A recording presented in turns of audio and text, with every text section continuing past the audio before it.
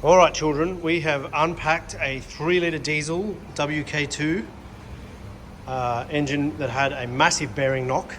We're putting a new motor in it. Look at that. But we stripped this down just to find out what had gone on. As usual, bearing number 5. So we'll come over here. 1, 2, 3, 4, 5. Wait a minute. 6. Something wrong with 5.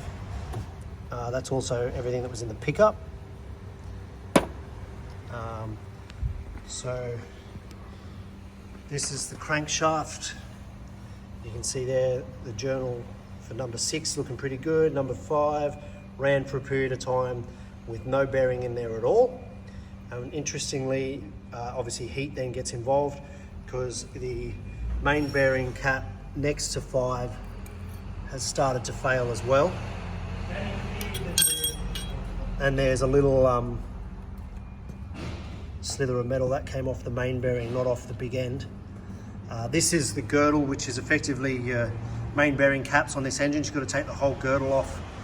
A bit of a silly idea. Piston, where's piston number 5? You hold that one. So we clean this up, and you can see, because it's been running with no bearing in there at all, how hot it's got and the scoring. If you look at the pistons, that discoloring where it's gone black, you can see a little tinge of blue here just below my finger. That's all from heat. Same on that side. And then, because we were then running with no bearing, with far too big a tolerance, obviously creating the knock, the piston has then scored the bore.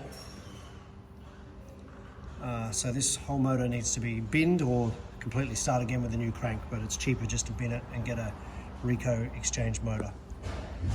There you go.